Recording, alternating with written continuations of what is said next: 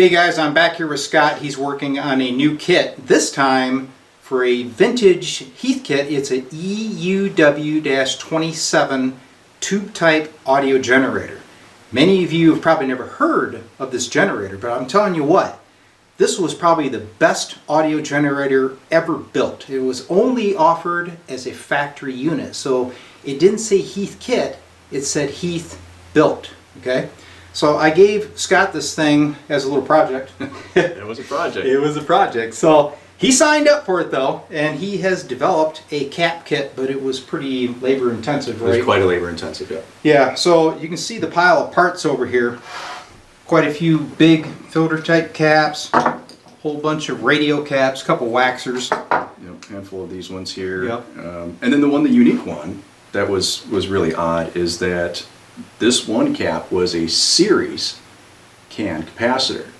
So inside, these actual two capacitors in the multi-cap were actually wired in series, which I hadn't seen that before. Right. So that took a little initiative in how to make one of the multi-cap boards work Right. in that aspect. So that's something somebody could really, like, majorly screw up on if they didn't pay attention. And I almost did too. I wasn't Yeah. really paying attention until I went back to the schematic Yeah. and went, well, wait a minute, this isn't right. This isn't a parallel cap. you Right, know? This right. was actually built in series inside of it. Yeah. So now I have it well documented on how to make that work, and we had to make a modification for the board. But yeah, there's a lot of components. There's a lot going on, man. So you will be offering a kit, but probably not offering a rebuild service. So somebody's just going to have to take it on and spend 20 hours like you did. Right, so I'll have the Right. components in place to do a kit in the notes. If people want to order it, I haven't launched it quite yet, but it would be available, all the components to do the rebuild, or if you only had to build part of it. Right. I'll have it available, so if they want to contact me on the website at Cool. W8AOR.com, All right. we can get them all set. Excellent. Okay, now I'll zoom in here. You can show them the chassis setup, and then we'll put it on this beautiful Heathkit scope. Yeah. So here is the chassis of the EUW-27. That's kind of hard to say. So initially, you had all these big skyscrapers all over the chassis, these filter caps.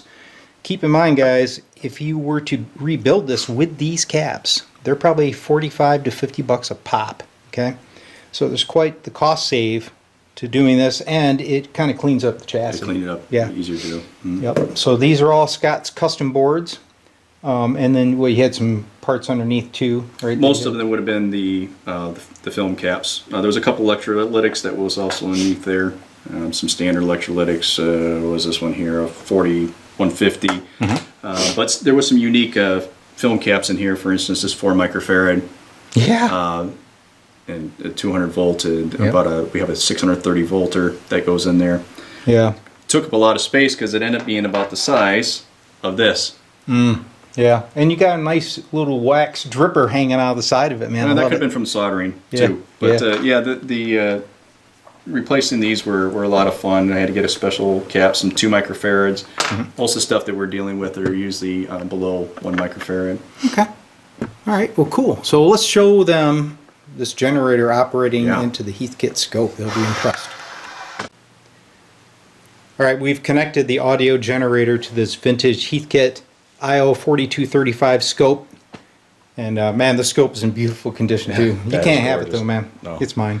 All right. So what Scott wants to show you is the purity of the sine wave, and when he adjusts this generator, watch that sine wave, how smooth it is. So we'll go first at looking at the amplitude.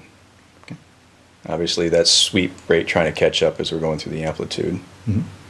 Right, but look at, even if we go to full output, you'll have to change your Okay. horizontal. Yeah. Go ahead.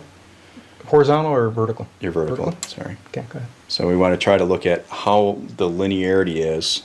I'll change verticals again. Yep. And here's full output, and the thing is still not clipping. There's no distortion whatsoever. The sine wave is absolutely beautiful.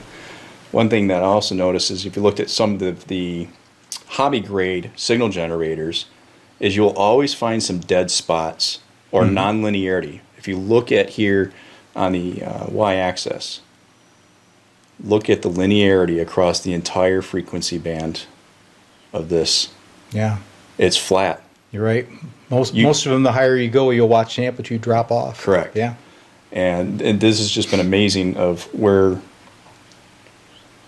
the linearity of this system on how beautiful it was.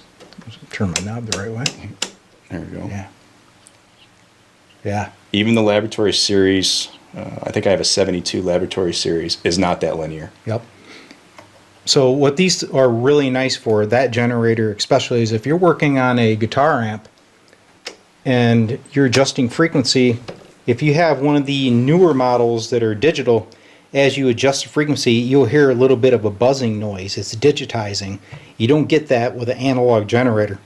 So, of course, I shouldn't say this, guys, but you should get out and buy some of these Heathkit audio generators.